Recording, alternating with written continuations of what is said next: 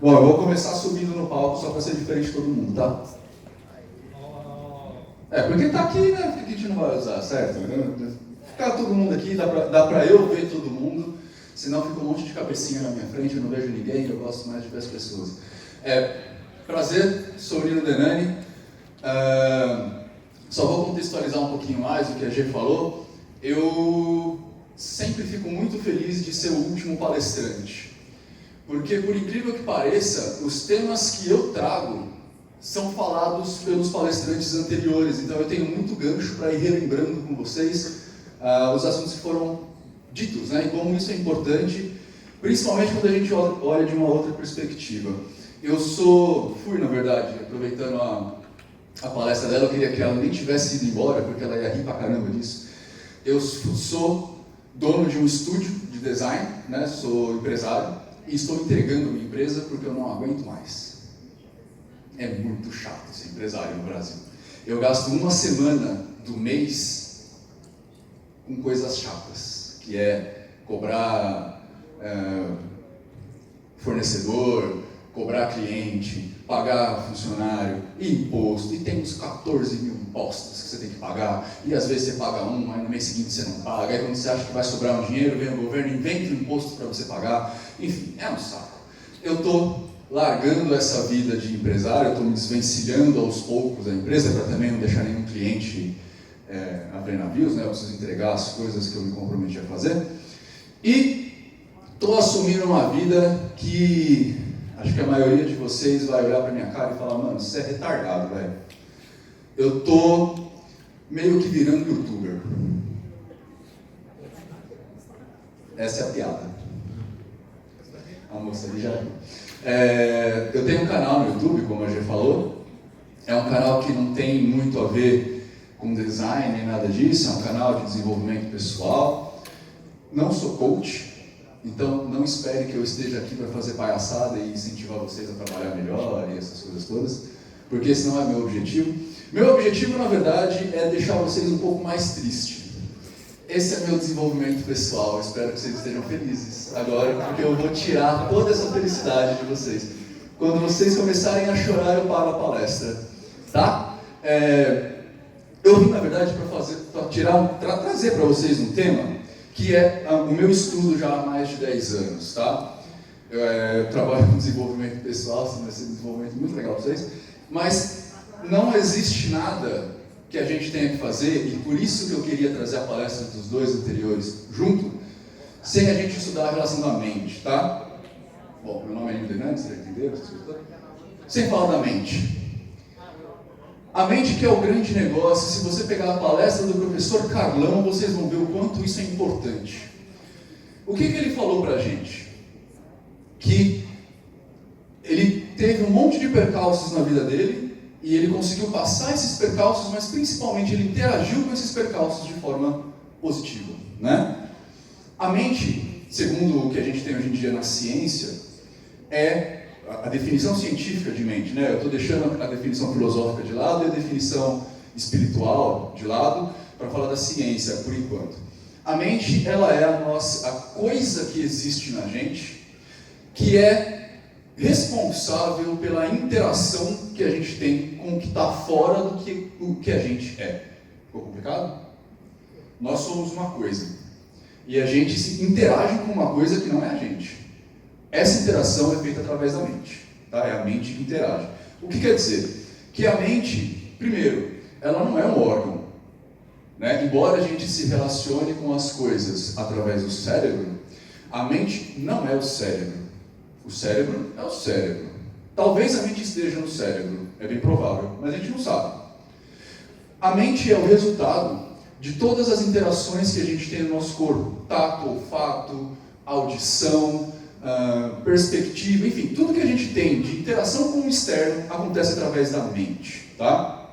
Essa mente, ela vai falar pra gente como é que a gente vai pegar essas percepções, primeiro, que a gente tem que pegar essas percepções, e depois como é que a gente vai trazer essas percepções para dentro da gente, e principalmente, estando dentro da gente, como é que a gente vai armazenar esse negócio. Ela não é mensurável por aparelhos, a gente não consegue enfiar a mente num, sei lá, eletroencefalograma, e falar, está aqui, ela não é mensurável. Então a gente não consegue saber efetivamente o que ela é, onde ela está, essas coisas todas. A gente então fala que a mente está meio que ao redor de nós, meio que dentro de nós, meio que fora de nós, mas ela comanda como que a gente pega tudo isso, tá? A mente, em resumo, é o estado de consciência ou subconsciência que possibilita a expressão da natureza humana. Isso é mente, hoje em dia, a definição mais científica dela, tá? Vocês veem que não tem nada falando aqui de órgão, de sangue, de biochoque, de bioeletricidade, nada disso, certo? Perfeito. O problema é que como a gente não sabe aonde essa mente está, a gente também não sabe ainda direito os limites dela. Não sabendo os limites dela, a gente também não consegue estabelecer processos ou padrões para a gente ter uma mente limpa, saudável, sei lá, de uma forma que a gente estabeleça um relacionamento saudável com o nosso exterior. Mas a gente tem algumas pessoas que se dedicaram a estudar a mente, e eles dividiram a mente em dois grandes grupos. Subconsciente, que foi defendido por Pierre Janet, a primeira vez esse termo, que ele fala que é a parte inferior da nossa mente. E a mente consciente, que é o que eu vou pegar com vocês agora. Isso é uma representação do medieval do que é a nossa mente consciente. Para vocês entenderem mais ou menos um resumão disso aí, imagina um iceberg. Vocês todos sabem o que é um iceberg, né? Aquele pedrão de gelo. O iceberg ele tem uma pontinha para fora e um pontão para dentro, certo? Essa parte pontão para dentro é o subconsciente. A parte pontinha para fora é o consciente. Pontão para dentro ficam armazenadas todas as nossas relações que a gente teve na vida. Então, o resultado da amamentação que vocês tiveram com a sua mãe está guardada no subconsciente. O resultado do primeiro fora que vocês tomaram do namoradinho ou da namoradinha está guardado lá. Os psicólogos vão tentar trazer formas de acessar essas experiências guardadas no subconsciente, para que vocês trabalhem elas de forma mais saudável, se relacionem com isso de forma melhor, e assim vocês consigam trabalhar mais para frente, de uma forma mais saudável. Vocês entenderam a importância desse negócio para nós aqui? Da relação que a gente tem? Eu vou começar a gritar. O cara está bocejando, é brincadeira, né? Falando ainda em mente, só para vocês entenderem, a gente vai resumir e terminar essa parte. É a capacidade de perceber a relação entre si e um ambiente. Tá? Isso é o resumo da mente. Ou seja, a brincadeira infeliz que eu fiz com o camarada aí agora gerou uma impressão nele. E eu fiz de propósito. Porque agora essa impressão dele, que ele tem de mim, vai ficar guardada com ele. Ele nem me conhece, mas ele já criou, a partir dessa relação, um estereótipo do Nino, que provavelmente é um estereótipo negativo. Vocês entenderam a brincadeira aqui? Eu não tentei ser inimigo dele, mas um simples fato, uma interação pequenininha que a gente faz, cria uma expectativa nas pessoas que é gigante e muitas vezes permanente. Vai ficar com você por muito tempo. Né? A gente tem algumas ferramentas para trabalhar isso. Por exemplo, eu posso pegar o nosso amigo ali no final, chegar, me chamar e falar: desculpa, eu fiz uma brincadeira ruim com você. É uma interação, a gente vai brincar com isso um pouquinho mais para trás, para frente. Agora eu quero falar com vocês da empatia. Já que a gente está falando de mentes empáticas, já que eu puxei esse exemplo com o nosso amigo.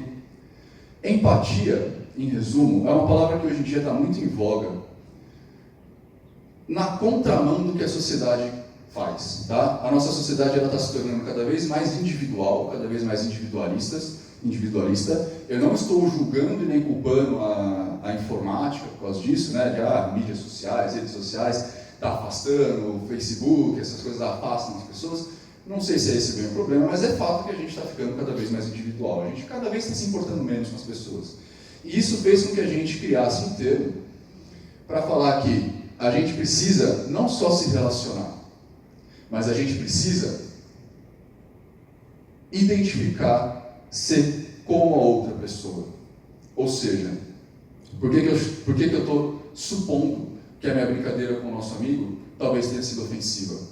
Porque eu me coloquei na pele dele e falei: putz, um cara que eu não conheço, se ele interagisse assim comigo, como é que eu me sentiria? E aí eu tenho uma resposta. Isso é estabelecer empatia. No caso, eu estou estabelecendo empatia com o nosso amigo.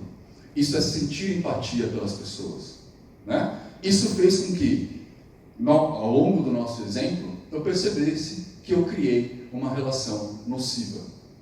E eu posso, a partir desse conhecimento, trabalhar para transformar essa relação nociva numa relação bacana. Da onde vem o termo empatia?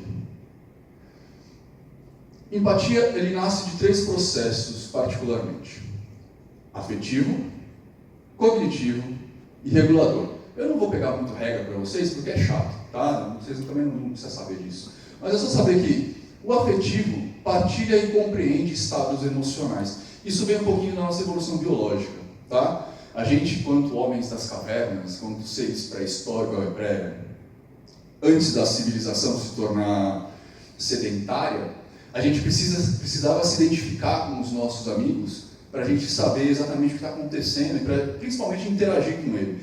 Isso vai dar para a gente até alguns mecanismos de defesa importantes, como, por exemplo, talvez, o bocejo, né? Uma pessoa boceja, a tendência é que todo mundo boceje junto. Isso diz a lenda, diz, né, algumas histórias, que é um mecanismo de defesa grupal. O bocejo ele funciona para deixar a pessoa mais alerta. Quando um boceja, o grupo inteiro boceja para que o grupo esteja mais alerta, para fugir de eventuais predadores, etc. E tal, tá? Nós temos muitas questões assim. A gente tem uma coisa que chama neurônio espelho, que é aquela capacidade, os meninos vão entender muito bem isso, e as meninas eu só não vou simplificar porque eu não sinto na minha pele, mas os meninos vão identificar isso. Quando a gente está jogando bola, meninos, e leva uma bolada, alguém leva uma bolada nas nossas partes íntimas, parece que a gente está conectado via Bluetooth, não é? Quando você vê um jogador no futebol, lá na televisão, tomando uma bolada, você já faz... né? Parece que a gente está via Wi-Fi, todo mundo conectado no mesmo lugar. Isso é um neurônio que a gente tem especializado, é uma área do nosso cérebro especializada, chamada neurônio espelho, que ele vai identificar exatamente o que é prejudicial para a gente não repetir a reação, tá? A gente tem um processo cognitivo que delibera sobre os estados mentais. Então, eu estou vendo o meu amigo ofendido, eu me coloquei ali, senti a ofensa dele, e eu vou raciocinar a respeito disso, racionalizar essa ofensa. Vou trazer esse negócio para dentro de mim. Como eu falei, eu tive uma ação, eu me coloquei no lugar dele, e aí eu pensei a respeito. E o terceiro é o regulador, que lida com o grau das respostas empáticas, é como a gente vai interagir com isso, tá?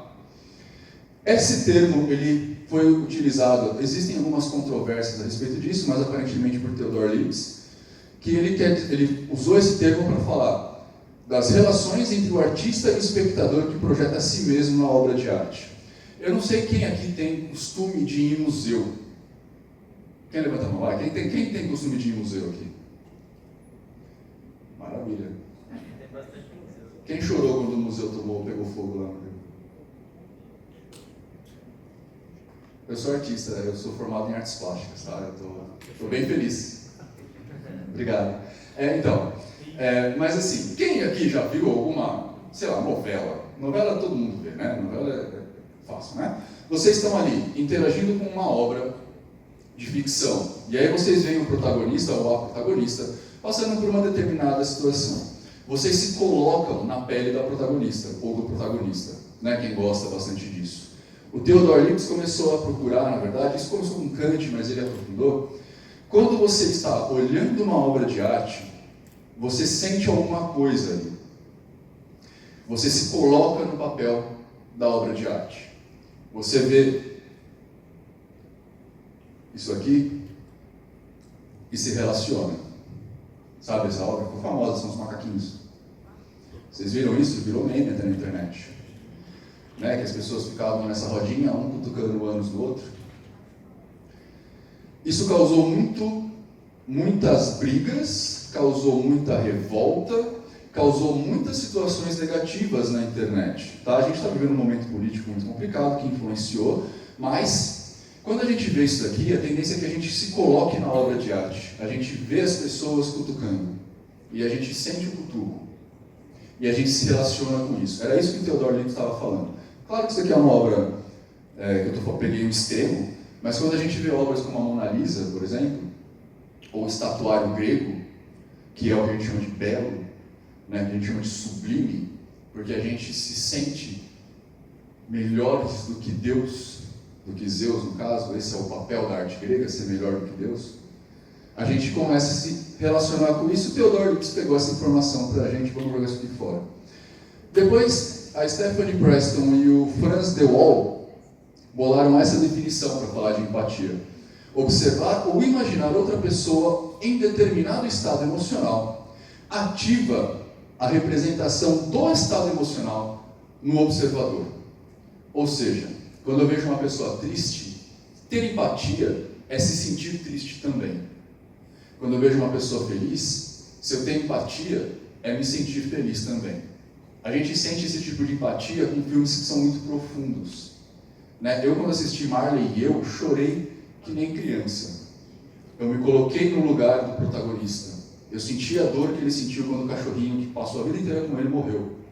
Eu estabeleci empatia. Isso é empatia. Beleza.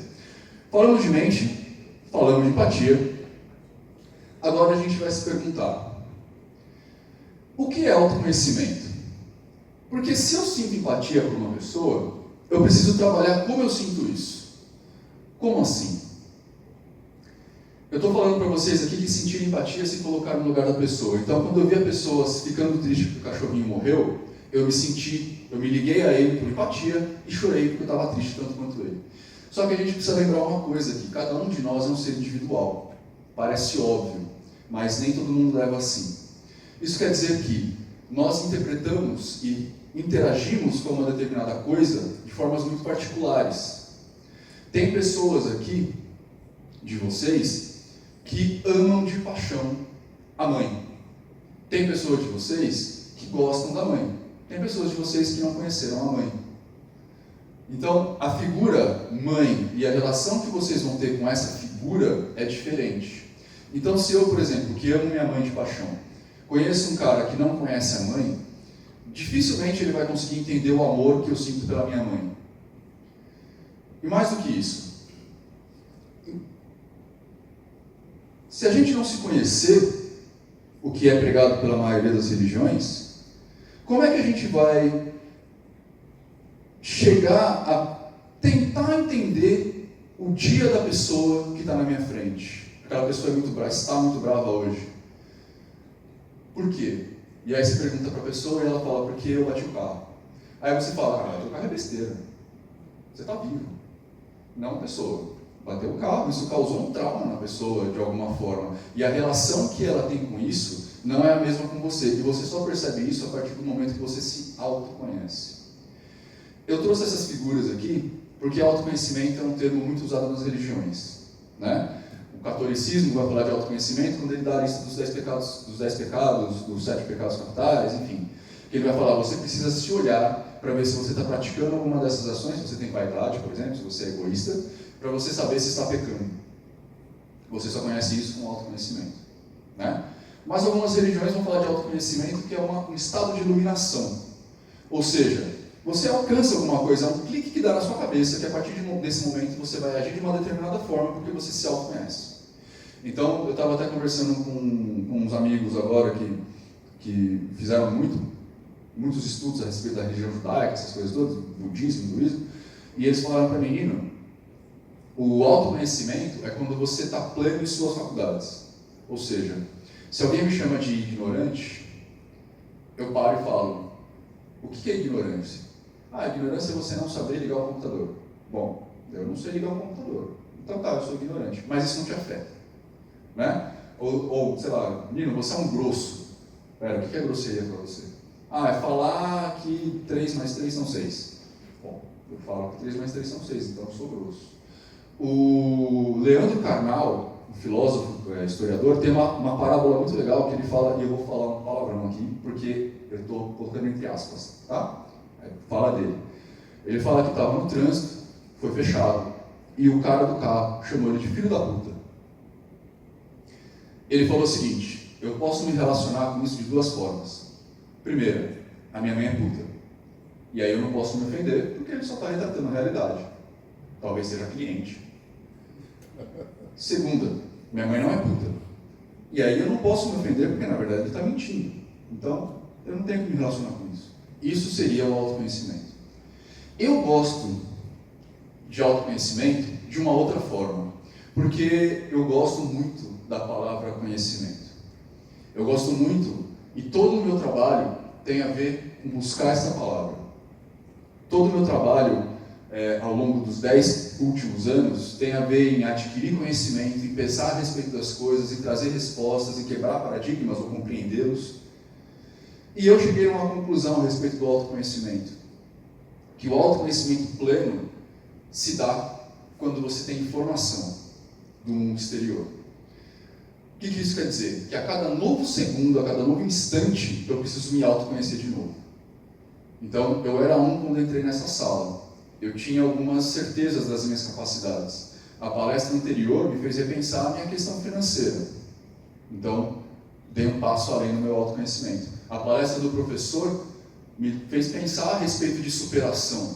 Então, eu dei mais um passo. Para mim, autoconhecimento tem a ver com conhecimento. E eu só conheço quando eu conheço o externo. E isso me faz estudar o tempo inteiro sobre todas as coisas. Tá?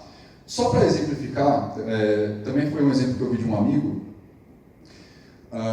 que a gente precisa saber as nossas capacidades, assimilar as nossas capacidades, e ele deu o exemplo do violão, no caso aqui da guitarra. Ele falou, Nino, então o que você está falando de autoconhecimento é que você pode aprender o sol. Para quem não sabe, essa é a posição do sol no violão, e esse daqui é a tablatura do sol. Então, dedinho 1, dedinho 2, dedinho 3. Aprendi o sol. Dou um sol perfeito na minha guitarra. Nossa, eu toco o sol como ninguém toca nesse mundo. Eu posso falar que eu toco guitarra? Por quê? Porque eu não aprendi esse sol. Nem esse sol. Que é um sol com sétima. Nem um sol menor com sétima. Nem um sol menor com sexta, um sol diminuto, um sol bemol com 9, com nona, e um sol bemol menor com sexta. Mas ainda assim, digamos que eu aprendi tudo isso, ou seja, eu estou assimilando cada vez mais informação, está vendo que eu estou ficando mais perfeito no meu sol? Eu estou assimilando cada vez mais informação, mas ainda falta um monte de outras notas. E depois que eu aprendi as notas, faltam os arpejos das notas. Cada informação nova, eu vou melhorando. Cada informação nova do meu externo, eu vou me tornando um ser humano melhor. Cada informação nova que eu vou adquirindo e processando, trazendo para o meu interior, vai me ajudando na forma como eu me relaciono com o exterior. A partir do momento que eu compreendo o que é uma dor de pedra nos rins, eu consigo interagir melhor, criar mais empatia com quem tem essa pedra. Certo? Eu não consigo falar para vocês, por exemplo, e isso é uma coisa que a gente pode começar a pensar, já que a gente está falando de empatia, o que é para uma mulher TPM? Meninos, vocês conseguem me responder? Você tem que fugir delas. E que tem que gastar de chocolate. A gente acha que é a época que o Satanás vem na Terra, num corpo feminino, e fala, vou te testar para ver se você vai para o céu ou se você vem comigo. Né? A gente fala isso na brincadeira, mas eu de fato não sei o que acontece com uma mulher. É difícil eu estabelecer empatia com uma mulher de TPM, simplesmente porque eu não tenho útero. Então, o banho de hormônio que vocês tomam, eu nunca vou experimentar. Assim como eu nunca vou conseguir falar para vocês que a dor do parto, como geralmente o pessoal fala na internet, né? A dor do parto é maior ou menor que um chute no saco. Né? Que geralmente o pessoal fala que a dor do chute é mais intensa, porque o homem não quer repetir isso, mas a mulher quer ficar grávida 2 vezes, 3 vezes, né? Mas eu não consigo chegar nesse nível de empatia. A barriga pesa, eu não consigo andar, o pé incha. Tá bom, mas vamos tentar ser legal, mas eu não consigo efetivamente descobrir isso. Como que talvez eu sane um pouquinho esse problema? Lendo, perguntando. Como é que é para você ficar grávida? Como é que você está agora?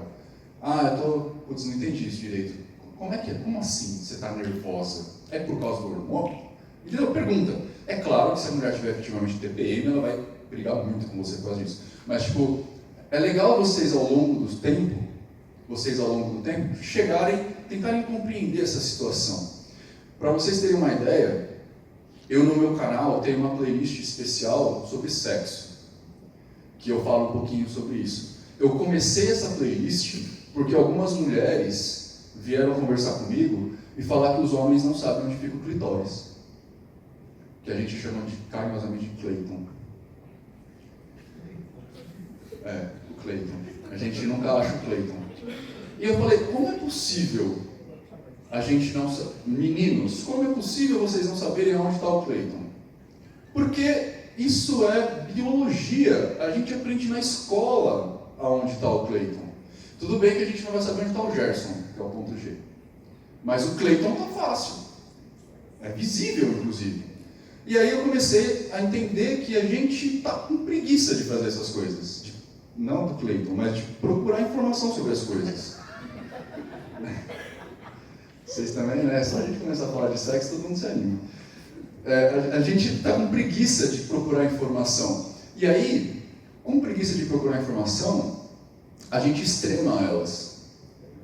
E aí a gente tem um pouquinho do que acontece no mundo social hoje a respeito de política. A gente extremou as coisas, porque a gente tem preguiça de repente pegar um plano de governo e ler.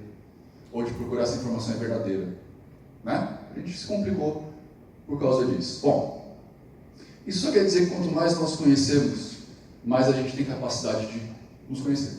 Tá? Quanto mais a gente sabe do exterior, mais eu tenho capacidade de saber do meu interior. Né? A gente nunca vai saber se a gente está com gastrite, se a gente não sabe o que gastrite é. Entenderam? É isso que eu quero trazer para vocês. A gente nunca vai saber que a gente tem, tendinite, se a gente não sabe que existem tendões no nosso corpo. A gente precisa saber o exterior. A gente vai saber que está doendo. Mas a gente pode falar assim, tendinite, eu estou sentindo uma dor no braço, vou pôr uma faixa, um gelo. E aí a gente pode até piorar a inflamação, porque a gente não sabe o que é uma tendinite. Entenderam o paralelo que eu estou tentando traçar? Maravilha. Falando de empatia, agora eu falei de que a gente tem que, para a gente estabelecer essas relações empáticas para as pessoas, para a gente tornar o mundo um lugar melhor para a gente precisa primeiro saber o que é mente, saber o que é empatia, e depois conseguir estabelecer relação. E a relação está em tornar o outro a gente, entrar no lugar do outro. Mas eu vou falar para vocês, agora que a gente está falando de autoconhecimento, que a gente precisa também tirar um pouquinho do outro de dentro da gente, para conhecê-lo efetivamente, já que a gente não consegue saber quem a gente é se a gente não tem informação. Então, como que é seu nome, moço? Gabriele? Como é que eu vou conhecer a Gabriele? Como é que eu vou ter empatia pela Gabriele se eu não sei quem ela é? Eu vou ter uma série de preconceitos a respeito dela, que podem vir de várias coisas. Pode vir do jeito que ela está vestida, com a calça rasgada, né? Pode ser do jeito que o cabelo dela está penteado, pode ser porque ela está sem maquiagem, cada um vai ter sua idiosincrasia, né? E isso, eu vou mostrar uma coisinha muito para vocês, quer ver? Vocês me viram chegando aqui, assim, né? De terno, embora de all-star, de terno, cabelo comprido, brinco. Vocês criaram uma figura de mim, certo? Se eu chegar para vocês, sem striptease, tá?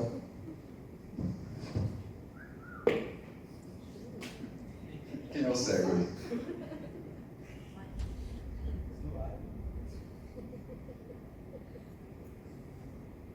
Mostrar que eu tenho um monte de tatuagem também. Se eu tivesse feito isso logo no começo, talvez vocês nem tivessem me ouvindo. Ora o rapaz tatuado ali, você, né, que é tatuador? De óculos? Não? Eu cheguei aqui e encontrei um camarada tatuadão também. Ó, várias tatuagens, brinco na orelha, cabelo comprido. Vocês iam me levar a sério? Também. Hã? Também. Você talvez tenha um novo... a G também. Mas vocês têm uma outra... Vocês adquiriram informação a ponto de perceber que não é isso que vai falar que eu falo bem ou não. Que eu tenho algum nível de inteligência ou não. Não é que eu tenho nível de informação ou não. Só que mesmo isso veio de um preconceito. Não perdeu fato de eu ter tatuagem. Veio de um preconceito. Porque você acha, você estabeleceu esse parâmetro de você não me conhece. Você pré-concebeu. Eu só consigo ter relação empática quando eu efetivamente conheço. E o conhecimento da pessoa exige relacionamento. Né? Para eu conhecer a Gabi, já estou íntimo dela, para eu conhecer a Gabi, eu preciso conversar com ela. Eu preciso parar no corredor às vezes e bater um papo com ela. Conhecendo o outro fica mais fácil de eu estabelecer empatia por ela. Fica muito mais fácil, muito mais tranquilo. Acabou a minha apresentação. Tá bom.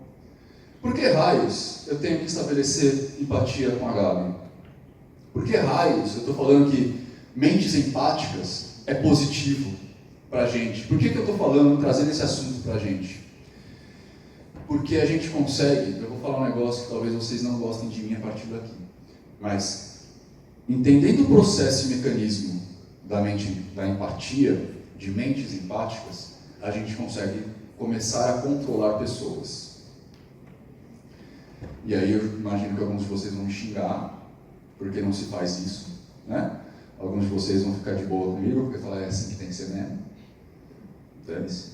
Mas o fato é o seguinte, imagina a Gabi de novo, coitada dela. Está passando pelo corredor. Eu percebo, porque eu já conheço a Gabi, já até chamo ela de Gabi, passa no corredor e eu vejo que ela está com uma feição meio brava. Nesse momento eu estabeleço empatia com ela, ela está brava. Aconteceu alguma coisa. Gabi, o que aconteceu? Ela vai me contar.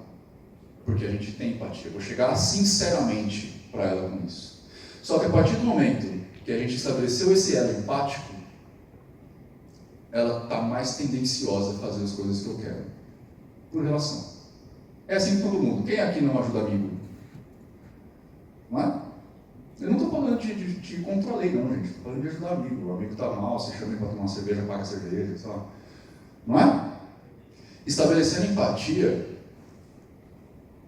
Ah, obrigado, cara. O cara quer subir olho, cachorro.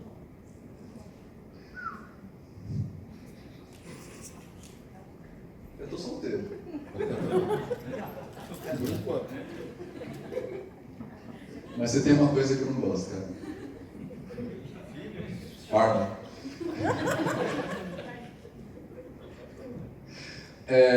Obrigado, irmão. Como que estabelecer essa mente empática? Agora falando de um jeito mais sério, sem a gente levar para brincadeira, para essa questão mais chula do mundo, né? É muito mais fácil a gente conseguir coisas das pessoas. E isso, não vejam isso como uma coisa ruim, tá? A gente está o tempo inteiro estabelecendo relação com as pessoas e querendo uma troca. A gente, o tempo inteiro, que a gente acorda de manhã, se a gente for casado, tiver um relacionamento, alguma coisa assim, ou tem um cachorro em casa, a gente quer alguma coisa desse ser. Né? É o cachorro, então a gente quer que ele não faça xixi no meio do tapete. Ou qualquer coisa assim. A gente tem uma namorada, a gente quer tomar um café da manhã tranquilo, a gente quer waffle em vez de bolacha, sei lá. A gente sempre está querendo alguma coisa de alguém. E é muito mais fácil a gente estabelecer uma situação de troca positiva a partir do momento que a gente cria empatia. Isso, em suma, quer dizer que não adianta você querer, por exemplo, ser um vizinho respeitado se você não respeita seu vizinho. Isso parte sempre de você. Né? Não adianta você querer, eu vejo muito isso na internet, as pessoas falam assim, eu dou respeito para quem me respeita, eu sou educado com quem é educado comigo. Não, gente, isso só está fazendo você se tornar uma ameba, porque você só reage ao ambiente. Reagir não é legal, vocês têm que agir, que foi o que o professor falou aqui no começo, vocês têm que ser ativos. Então eu dou educação, e aí automaticamente eu recebo em troca. Eu dou gentileza. Gentileza gera gentileza, né? Eu geralmente falo que gentileza gera gente folgada. Mas gentileza tende a fazer as pessoas agirem com você de uma forma melhor. Quando você estabelece simpatia, poxa, o nosso amigo ali tá meio nervoso hoje, tá bravo, a vida dele não deve estar muito boa. Será que ele brigou com a esposa, sei lá? Vou conversar com ele um pouquinho. Irmão, o que aconteceu, cara? Você brigou com a esposa, não sei o quê? Eu fui gentil só, foi só isso. Eu me coloquei na pele dele. Né? O cara tá calado, não quer falar nada. Vou respeitar o cara, deixar ele um pouquinho de lado. Se precisar, eu tô aqui, tá? A gente conversa. me coloquei no lado dele. Para eu me colocar no lado dele, para eu puxar ele para o meu lado, eu preciso estabelecer essa empatia. Eu preciso fazer com que a minha mente funcione dessa forma. E outra coisa, que também foi falado aqui pelo nosso amigo no começo, e também foi falado pela segunda palestrante. E talvez o que eu fale aqui possa parecer religioso. Não é o caso, tá? Só para vocês saberem que não é o caso, eu sou ateu, eu não sou religioso. Então, o que eu vou falar não é religioso efetivamente. Mas a mente, como é a nossa capacidade de interação com o meio, ela cria o nosso meio. Isso quer dizer, em suma, não é nada de um segredo, não é nada mágico, tá, gente? Isso só quer dizer o seguinte: se eu olhar as coisas com bons olhos, as coisas parecerão boas para mim. É óbvio, né? É a história do copo meio vazio, meio cheio. Se eu olhar as coisas com maldade, as coisas parecerão maldosas para mim. Se eu acordo de manhã, venho trabalhar, encontro o camarada aqui, ele passa por mim no corredor, esbarra em mim, eu tenho duas formas de encarar com isso. Ele não me viu, estava muito, pensando em outras coisas, passou, não me viu. Ou ele agiu com maldade. A gente sempre escolhe interpretar isso como agiu com maldade. Alguém aqui imagina por que a gente faz isso? Isso é físico, é biológico. Porque as más experiências nos mantiveram vivos. Isso quer dizer que, quando o nosso ancestral neandertal olhava a moitinha se mexendo, os que não foram ver o que era que estava mexendo, sobreviveram, passaram no gene. Os que foram ver, morreram. Aqui o que não foi ver, olhou, teve uma experiência ruim, guardou essa experiência no gene, passou para frente. Nós somos filhos dos covardes. Tá? Por isso que a gente sempre vê as coisas pelo lado ruim e, principalmente, a gente sempre memoriza as coisas ruins. Se eu perguntar para vocês uma experiência ruim que vocês tiveram, eu aposto que todo mundo aqui vai falar que aconteceu hoje, inclusive. Agora, se eu perguntar para vocês de experiências boas, dificilmente vocês vão lembrar de forma imediata, a não ser aquelas experiências socialmente mais gerais. Tive um dia com meu filho, um beijo com meu namorado, namorada, alguma coisa assim. Mas efetivamente a gente não traz isso. Nós somos filhos dos covardes, nós somos filhos daqueles que viram experiências negativas e entenderam isso como uma forma de sobrevivência. Logo, a gente age assim no nosso meio. Mas, Nino, isso não é legal, então, da gente manter assim? Não, gente, porque a gente já não é mais neandertal, a maioria. A gente já é humano, né? A gente já é homo sapiens sapiens, a gente já sabe o que está fazendo, a gente já age de acordo com o nosso cérebro, a maioria. Então, a gente pode olhar uma situação, o camarada esbarrou em mim, e eu falar, putz, ele está tendo um mau dia. E só, acabou a experiência ali. Meu chefe me xingou. Ele brigou com o taxista, sei lá. É só um dia ruim, não quer dizer que eu sou isso. Porque, como eu falei do Leandro Carnal, se eu me ofender, eu estou reafirmando a situação. Se eu me ofender, é porque a minha empatia está falando para mim, você realmente é isso. Se meu chefe me chama de babaca e eu me ofendo, é porque eu estou me assumindo babaca. Acho que ninguém nunca pensou assim, né? Eu às vezes também penso assim e fico meio, nossa, aquela briga que eu tive, então quer dizer que eu sou babaca, né? Então, olha o autoconhecimento entrando aqui, né? Ganhei mais um passo no autoconhecimento, fui mais além. Bom, falando tudo aqui das relações da mente, falando da relação com as pessoas, vocês conseguiram perceber a importância da nossa mente, ou seja, da forma como a gente encara situações para o nosso dia a dia? É uma pergunta. Não? Eu vou começar de novo. Então, tem a mente, que é a nossa forma de estabelecer. É sério, gente? Ninguém... Falem comigo, pessoas. Conseguiu? Tem pergunta? Eu estou lembrando aqui que teve um cara há muito tempo que disse: conheceis a verdade e a verdade vos libertará. Sim. E tem tudo a ver com isso aí. Sim. Não é verdade? É verdade. Conhecimento. Então você está dizendo praticamente a gente para a gente conhecer a pessoa antes de julgar. Para você ver como é uma mensagem muito antiga, né? Que já faz mais de 2000 anos. Né? É uma mensagem muito antiga que vem na nossa sociedade. E a gente não abraça isso por algum motivo. Hoje em dia, existe uma questão muito séria que não deixa a gente abraçar isso. Que está acontecendo no Brasil, inclusive. que é a vontade do mais fácil. A gente aqui no Brasil, que foi o que a Carla, Tatiana falou antes, a gente tem vontade do mais fácil, né? Então, se eu falar para você, olha, você precisa ler 30 livros sobre astrofísica no mês, você vai ter uma reação. Se eu falar para você, tem um curso com as 10 leis da astrofísica, você vai fazer esse curso, se a astrofísica for importante para você. Só que esse curso é esses 30 livros de forma mastigada e provavelmente equivocada. Um exemplo muito fácil disso. Algumas religiões que a gente chama de... Algumas filosofias, não religiões. Algumas doutrinas, que a gente chama de nova era, elas estão usando o termo física quântica. Então eles falam assim, física quântica comprova Deus. Eles falam isso porque eles não sabem o que é física quântica.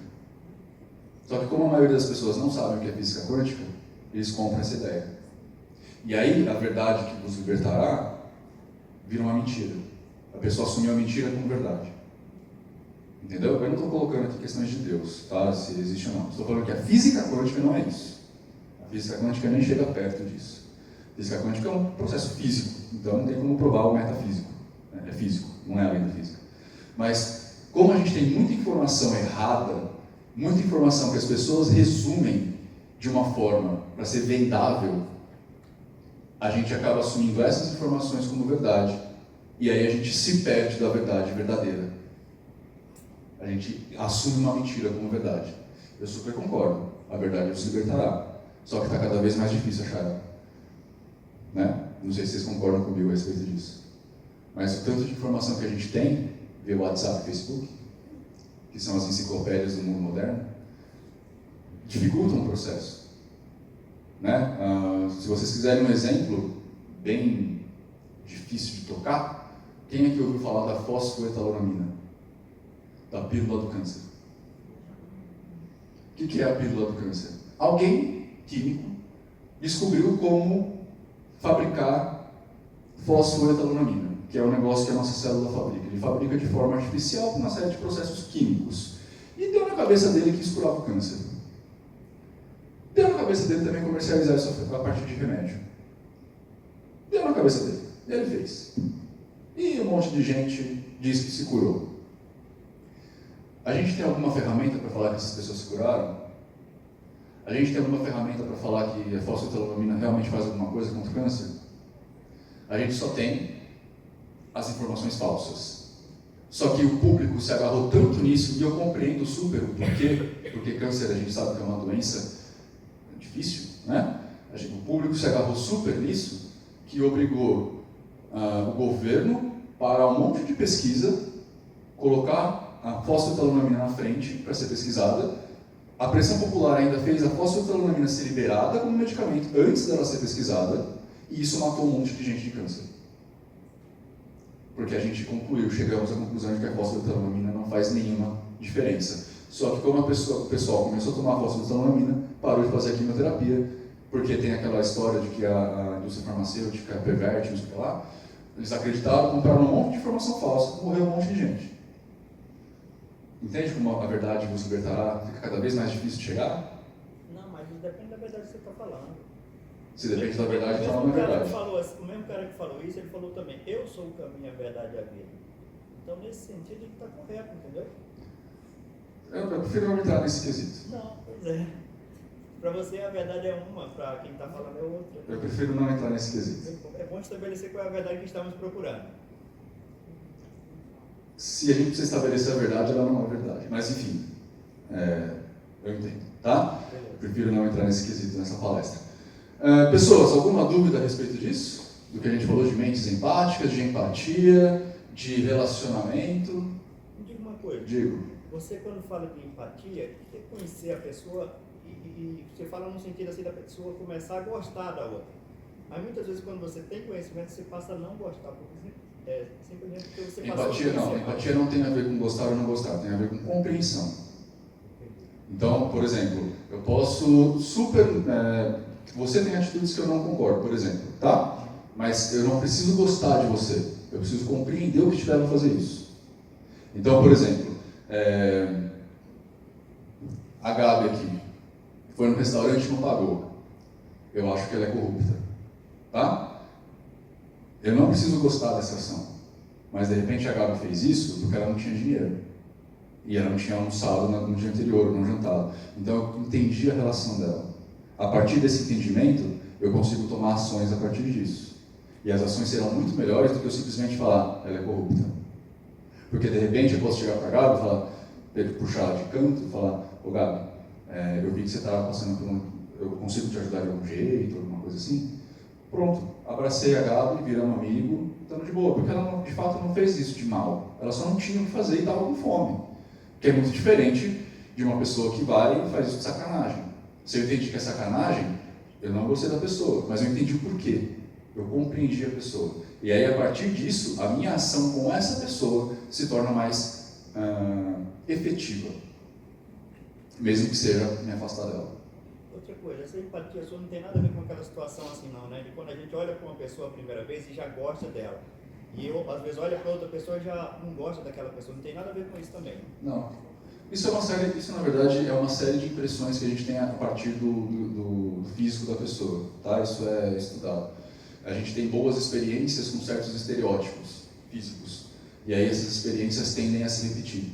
Então, se eu gostei da Gabi, outras pessoas que eu ver com um jeitinho da Gabi vão me dar impressões positivas, e aí eu vou gostar automaticamente. Se eu não gostei da amiga dela do lado,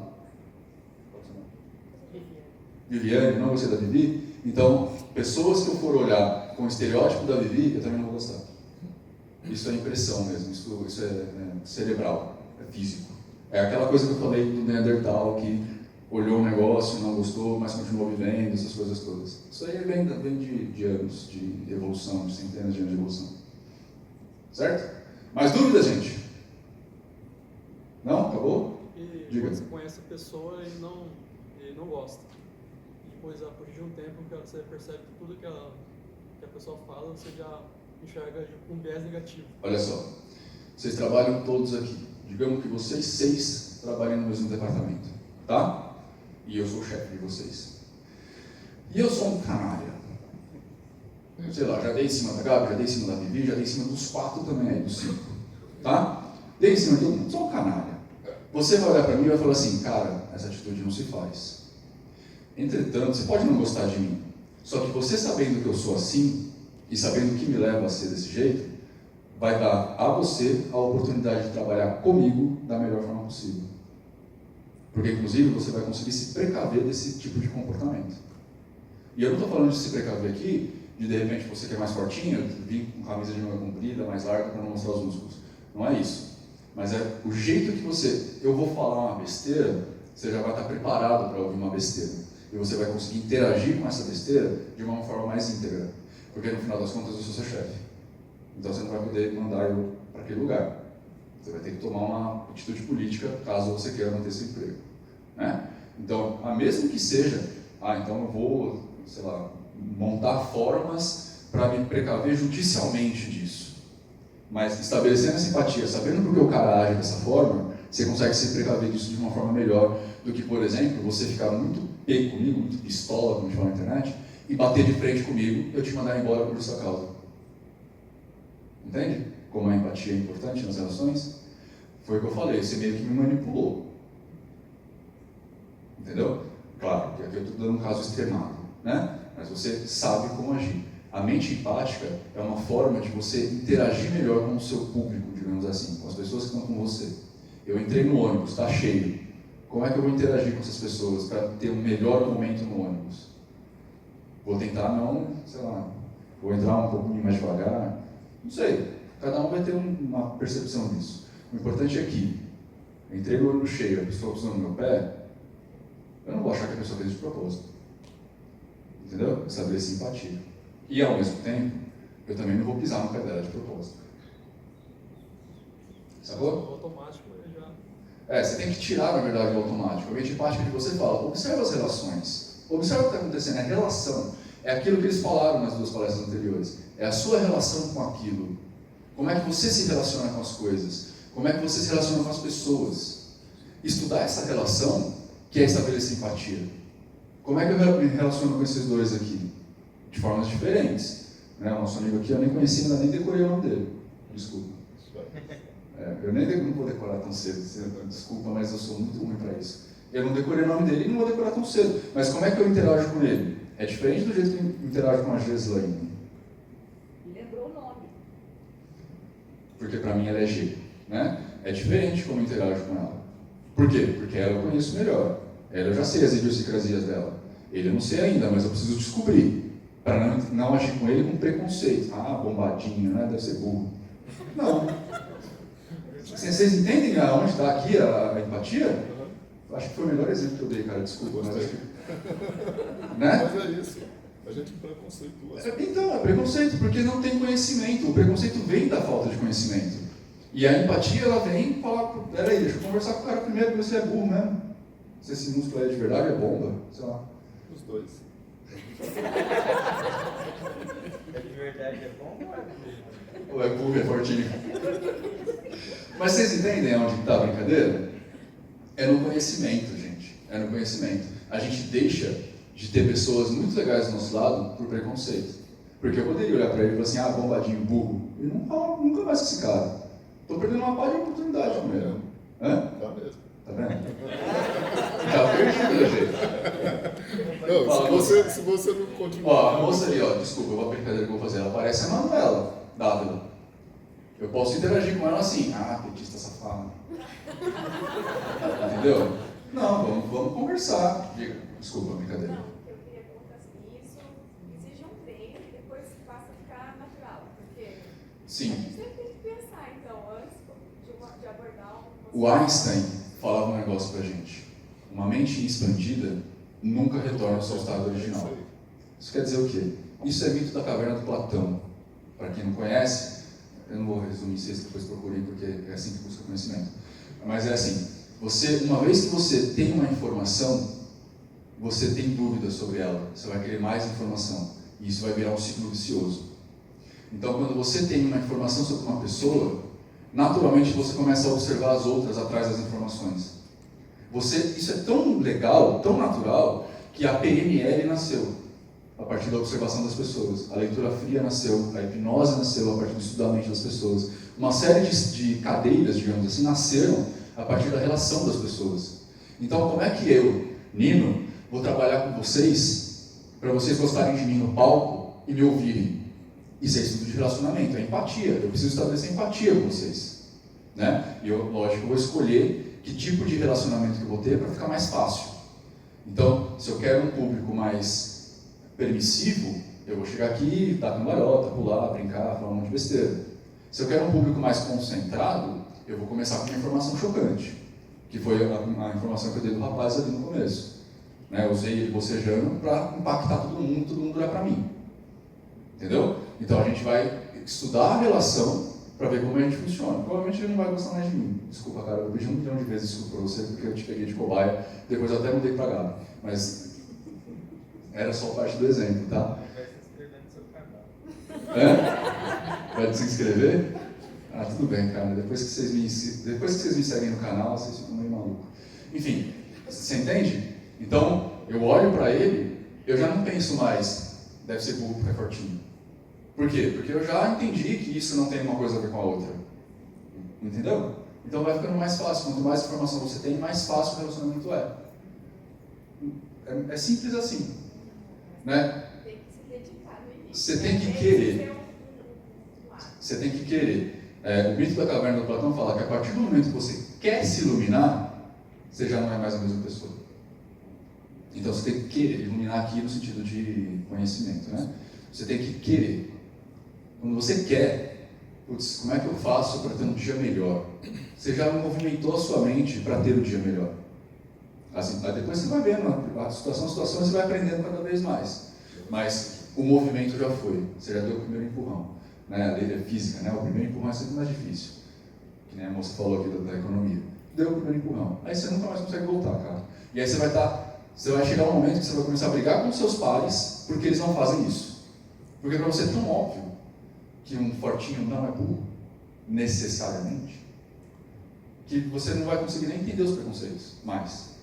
Né? Que nem tem um monte de preconceitos, né? Tem preconceito contra o homossexual, contra negro, contra acadêmico, contra religioso. O preconceito contra tudo, mas é só porque a gente não dá permissão, a gente não se permite entender o que aquela pessoa é. E principalmente, cada pessoa é uma pessoa, então estereótipos não funcionam. Né? Não é porque o cara é forte que é burro. O cara só é forte. E pode ser mega inteligente. Pode não ser também. Entendeu? Que nem eu falei você tem o estereótipo da Manuela Dávila, mas não necessariamente você tem as mesmas atitudes dela. Sacou? Só que isso a gente vai para cada mínimo detalhe. Né? Não é porque o camarada está deitado ali de todo assim, que ele não está prestando atenção no que eu estou falando. Só que, por uma percepção a primeira aqui, é o que dá a entender. Só que eu sou exatamente igual a ele, então, tipo, eu sei que não é assim. Por isso que ele assumiu. Ele o quê? Assumiu não, isso aí já é outra questão, depois a gente vê. É brincadeira, tá, cara? Só na intimidade. Beleza, gente? Ficou claro ou eu falei muita groselha? Não, ficou bom. Ficou bom? Ficou ótimo. Bom, se o Fortinho falou, então tá ótimo. Então é isso, gente. Espero que vocês tenham absorvido alguma coisa. Não, vamos reformular. Espero que o que eu falei para vocês tenha sido útil de alguma forma. Espero que vocês saiam daqui sendo pessoas novas. Vocês viram que eu faço palestras motivacionais que não motivam, né? Não é meu foco, eu nem tento, na verdade. Eu só quero dizer para todo mundo que sim, gente, a gente precisa assumir a nossa parcela de burrice. Porque todos nós temos uma. E a gente primeiro assume, depois tenta tirar. Porque também só assumir e achar legal não é bom, né? Então assumimos a nossa parte de ignorância, não conheço isso, e vamos tentando conhecer cada vez mais. É um processo lento, é um processo doloroso, mas é um processo que eu acho que vale muito a pena lá na frente. Tá? Espero que vocês tenham um ótimo dia, uma ótima vida. Tchau. Só um minutinho para contextualizar. Tudo que ele falou tem muito sentido e a gente tem muita dificuldade em, quando acontece com a gente poder parar e repensar. O caso de alguém tocar no seu íntimo, às vezes dói, e a gente fica, filho dá em mim, né? Dá P, sei lá, qualquer coisa. Isso acontece todo dia. Mas o Marcelo deu